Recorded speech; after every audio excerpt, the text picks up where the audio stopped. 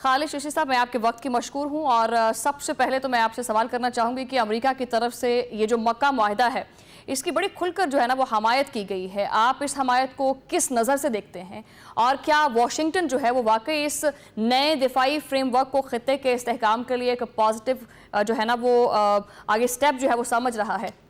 جی بہت شکریہ شمائلہ، آپ نے انوائٹ کیا ہے. دیکھیے، یہ ایک تو بات ظاہر ہے خوش آئند ہے کہ امریکہ نے اس کو اپوز نہیں کیا بلکہ سپورٹ کیا ہے. لیکن اس کے پیچھے ایک لاجک یہ ہے کہ امریکہ کیونکہ اپنا انفلوئنس وہ نہیں مینٹین کر پایا جو فروری 2026 میں تھا، اور تقریباً 780 جو دنیا میں بیسز اور سٹیشنز امریکہ کے ہیں اور 80 ملکوں میں ہیں، وہ بیسیکلی انفلوئنس قائم کرنے کے لیے ہوتے ہیں. اور پھر جب ایک بھرم ٹوٹتا ہے تو پھر وہ ڈومینو ایفیکٹ شروع ہو جاتا ہے، باقی بھرم بھی اس طرح نہیں رہتے. اور پھر اسی جنگ میں صرف نہیں ہوا، ایک ٹریک ریکارڈ بھی امریکہ کا ہے کہ امریکہ نے اس طرح مدد نہیں کی اپنے ایلائز کی، چاہے وہ نیٹو ہو، چاہے وہ یوکرین ہو، چاہے وہ مڈل ایسٹ ہو. ہسٹری ہے بہت لمبی، تو اس کی وجہ سے ایک تو خوش آئند بات ہے. لیکن میں صرف یہ ریفریش کر دوں کہ یہ خوش آئند اس سینس میں بھی ہے کہ جو امریکہ کا انفلوئنس کم ہوا ہے یا کمپرومائز ہوا ہے، اس کا ویکیوم ریجنل ملکوں نے، یعنی جو اس علاقے کے لوگ ہیں، پاکستان، ترکی اور سعودی عرب، انہوں نے مل کر یہ کنکلوڈ کیا ہے. مڈل ایسٹ کے ملکوں کا پہلے ہی ایک ٹرسٹ ڈیفیسٹ چل رہا تھا. آپ کو یاد کرا دوں کہ 2019 میں ایران نے ایک حملہ کیا تھا سعودی عرب پر. امریکہ کے اڈے اس وقت بھی تھے سعودی عرب، امریکہ نے کوئی مدد نہیں کی تھی، نہ ریٹیلیٹ کیا تھا. پچھلے سال 2025 کی جنگ کے دوران آپ کو پتا ہے کنکلوژن میں آخر میں امریکن بیسز کے ہونے کے باوجود قطر پر ایران نے ایک حملہ کیا تھا اور امریکہ نے اپنے اڈے خالی کر دیے تھے اور میزائل بھی انٹرسیپٹ نہیں اس طرح کیے گئے تھے. یہ ایک ٹرسٹ ڈیفیسٹ ہے، دنیا دیکھ رہی تھی. پھر یوکرین دیکھ لیں، روس ظاہر ہے جنگ لڑ رہا ہے، لیکن یوکرین کو تو سارا نیٹو اور امریکہ سپورٹ کر رہا تھا اور ظاہر ہے ان کی شے بھی رہی تھرو آؤٹ. لیکن آل دا وائل دیکھ لیں کہ یوکرین جہاز مانگتا رہا F-16. جنگ کے 2.5 سال بعد ان کو F-16 دیے گئے، صرف 39، اور امریکہ نے ایک بھی نہیں دیا. اس نے باقی ملکوں سے کہا کہ یوکرین کو جہاز دیں F-16، وہ دیے گئے. پھر ابھی پیٹریوٹ کی آلموسٹ سپلائی بند ہے. کچھ دن پہلے روس کی طرف سے حملہ کیا گیا یوکرین پہ، ایک بھی میزائل انٹرسیپٹ نہیں کیا گیا، ان کے کیپٹل پہ حملہ کیا گیا تھا، کیو کے اوپر. تو میں صرف اس سے ریلیٹ کر رہا ہوں کہ امریکہ کی جو انفلوئنس کم ہوئی ہے وہ ایک اس کی تو مجبوری ہے، لیکن اچھا کیا امریکہ نے اس کو اپنے لیے فیس سیونگ کے طور پہ یوز کیا، بجائے وہ اس پہ ناراضگی کا اظہار کرتے، کیونکہ یہ فیکٹ ہے کہ امریکہ وہ انفلوئنس نہیں مینٹین کر پایا. اور جب بھی کوئی ویکیوم کریٹ ہوتا ہے دنیا میں، چاہے وہ ملٹری کا ہو، چاہے اسپیس کا ہو، اسٹریٹجی کا ہو، چاہے اکنامیکل ہو، کسی نہ کسی نے تو فل کرنا ہوتا ہے.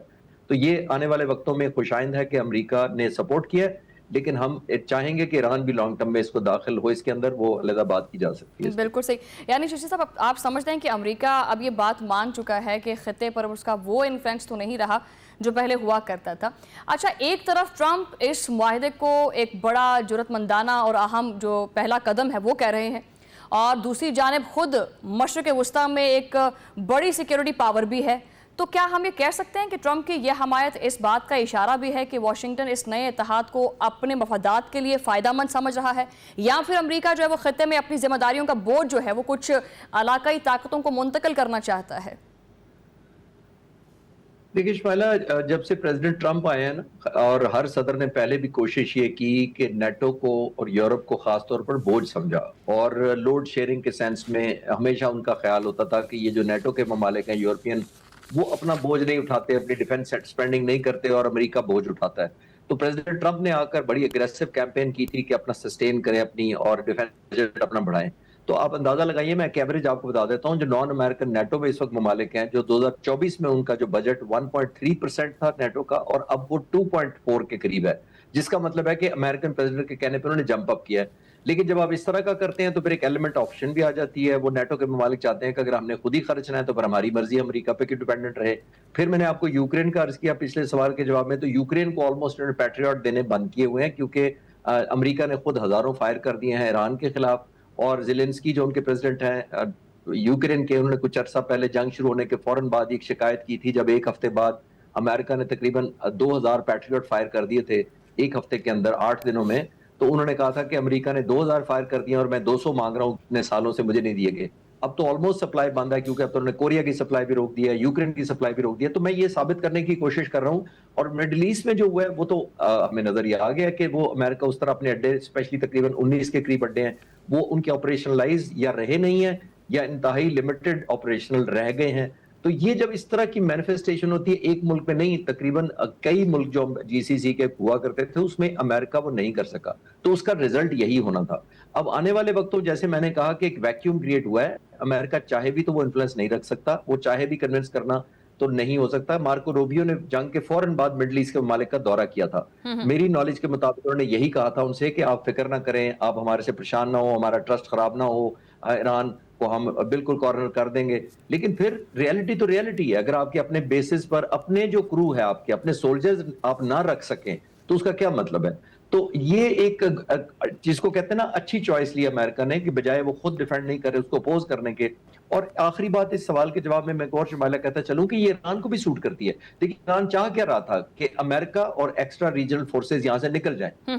تو اگر جتنے زیادہ لوکل جو ملک ہوں گے, جو ریجنل ملک ہوں گے, جتنا زیادہ وہ الائنسز چلائیں گے, تو یہ تو اسی طرف پیش قدمی ہے جو ایران کی خواہش تھی کہ باہر کی فورسز نکل جائیں, ہم خود مینج کریں گے. تو یہاں 3 ملک آ گئے ہیں, ایران کو بھی شامل ہونا چاہیے. تو مجھے تو لگتا ہے لانگ ٹرم میں یہ خطے کے لیے بھی بہتر ہے, ایران کا کمفرٹیبل لیول بھی ہو جائے گا اور امریکہ کا بھی ظاہر ہے جو نیو فاؤنڈ ایک ریئلزم ہے, امریکہ کے اپنی پوزیشن لے رہا ہے یا ایکسپینڈیچر اپنے کام کر رہا ہے. بالکل صحیح. اچھا ویسے اگر اس پیش رفت کو دیکھیں ہم تو بھارت کی نظروں میں پاکستان تو ویسے ہی بڑا کھٹکتا ہے, تو بھارت اور اسرائیل کو اگر دیکھا جائے وہ اس بارے میں اس معاہدے کو کیسے دیکھ سکتے ہیں؟ اور نریندر مودی جو ہیں وہ آلریڈی ٹرمپ کے آپ سمجھ لیں کہ ایکس بیسٹ بڈی رہ چکے ہیں, تو اس بیان کے بعد ہم بھارت اور اسرائیل کی طرف سے کیا رد عمل ایکسپیکٹ کر سکتے ہیں؟ شمائلہ دیکھیے جو انٹرنیشنل پالیٹکس ہوتی ہے, جیو پالیٹکس ہوتی ہے, اس کے اندر بڈیز نہیں چلتے, ریالٹیز چلتی ہیں, نیشنل انٹرسٹ چلتی ہیں, نیشنل الائنمنٹ کنورٹ کرتی ہے, اور آپ ملک کا انفلوئنس کتنا رہ گیا یا کتنا آپ پروجیکٹ کر سکتے ہیں وہ رہ جاتا ہے.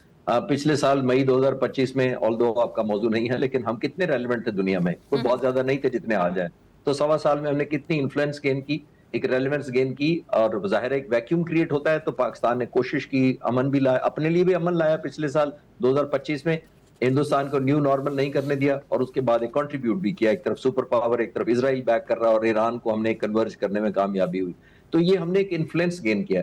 تو دنیا میں دوستی اپنی جگہ رہ جاتی ہے, پھر اس کے بعد نیشنل انٹرسٹ آ جاتے ہیں. اس وقت امریکہ کو بھی پتا ہے کہ پاکستان کے ساتھ نیشنل انٹرسٹ کو زیادہ جڑا ہوا ہے, انڈیا کی کریڈیبلٹی بھی خراب ہوئی ہے, اور on top of that India کو 2 دفعہ 1 سال کے اندر امبیرسمنٹ بھی ہوئی ہے, مئی 2025 میں بھی, اور 26 فروری 2026 کو اسی سال جب وہ تل ابیب پہنچے ہوئے تھے انڈین پرائم منسٹر, اور وہاں جا کر اسرائیلی پرائم منسٹر کو کہتے تھے کہ your pen is my pen, and fatherland اور مدر لینڈ کی باتیں کر رہے تھے. تو وہ پھر بیک فائر ہو گیا, وہ اس طرح قبضہ نہیں ہوا, نہ رجیم چینج ہوئی. وہ تو ایک پری انویسٹمنٹ کے موڈ سے گئے تھے کہ میں پہلے ہی اپنی پوزیشن انویسٹ کر دوں, ایک دلاسا, حوصلہ, سپورٹ, اپنی تمام وفاداریاں ثابت کر دوں اسرائیلی پرائم منسٹر کو, تاکہ کل جب رجیم چینج ہو تو میرا حق نمبر ہو, میں لوئلسٹ میں گنا جاؤں. وہ بیک فائر ہو گئی, اور ایران کے سامنے بھی انڈیا ایکسپوز ہو گیا. تو ہمارا کیا تھا تو کچھ بھی نہیں ہے, انڈیا نے خود کیا جو اپنے لیے کیا.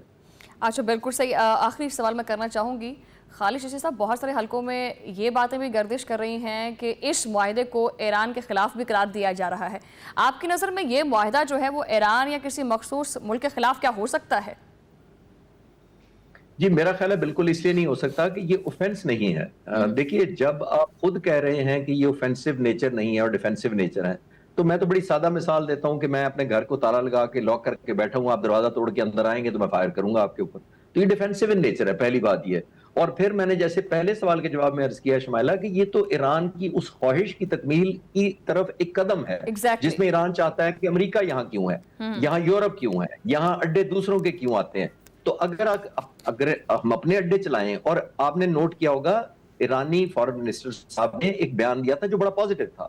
انہوں نے کہا تھا کہ فارن فورسز کو یہاں رہنے کی خود ہی گنجائش ختم ہو جائے گی اگر آپس میں ہم بھائی چارہ مسلمان مل کر ڈیفینڈ کریں. تو یہ کیا ہو رہا ہے, اس سے بہتر کیا ہوگی, اور کہاں سے بلائیں گے اگر ان کو نہیں کہتے, ان 3 ملکوں کو جو اس وقت نمبر 1 ہیں اپنی اپنی فیلڈ میں. ترکی جو ہے وہ ٹیکنالوجی میں بہت آگے ہے الحمدللہ, ایکسپوجر ہے اس کا ویسٹ کا, پاکستان کی بیٹل فوج ہارڈنڈ ہے, ملٹری اینڈ کامبیٹ ایکسپیرینسڈ ہے, نیوکلیر پاور ہے, سعودی عرب کا ایک فائنینشیل مسل ہے. تو یہ 3 ملک کنورج کر رہے ہیں, تو اس سے زیادہ یا اور بہتر چوائسز اسلامک امہ میں کہاں ہے. تو آئی تھنک ایران کو بھی جوائن کرنا چاہیے. ایران, میرا سوال بیسکلی خالد صاحب یہی تھا, پھر ایران کو بھی جوائن کرنا چاہیے اس کو. تو پھر ایران, کیا آپ ایکسپیکٹ کر رہے ہیں کہ ایران بھی جوائن کرے گا اس پیکٹ کو؟ نہیں، فوری طور پر میں ایکسپیکٹ اس لیے نہیں کر رہا کہ وہ اپنی جنگ میں مصروف ہیں، ابھی وہ لیوریج حاصل کرنا چاہتے ہیں، وہ بھی الائنمنٹ نہیں شو کرنا چاہتے، لیکن میرا خیال ہے کہ جب یہ جنگ ختم ہو جائے گی، امریکہ نکل جائے گا جس جنگ پہ، اور مجھے لگتا ہے فیوریبل ہوں گی ایران کو وہ شرائط، ان کے لوگ ایک ایلیمنٹ آف سیٹسفیکشن یا پرائڈ کے ساتھ جب یہ جنگ بند کر پائیں گے تو وہ ضرور رجوع کریں گے اس الائنس سے، یا ہم ضرور تینوں ملک ایران کو انگیج یا انوائٹ ضرور کریں گے، اور اس وقت ظاہر ہے چیزیں کول ڈاؤن ہو چکی ہوں گی، ایران کو ایک سینس آف بلانگنگ یا سینس آف وکٹری ہوگی، تو مجھے لگتا ہے کہ حالات بدلنے کے بعد ایران ضرور آئے گا اس معاہدے کے اندر۔ حالات بدلنے کے بعد ایران جو ہے وہ ضرور آئے گا۔ خالدہ بہت شکریہ، آپ نے ٹائم دیا۔ ناظرین یہاں پر بات کریں گے ہم بریک کے بعد پاکستان میں بدلتے ہوئے نئے نقشوں کے موضوع کے بارے میں، لیکن اس بریک کے بعد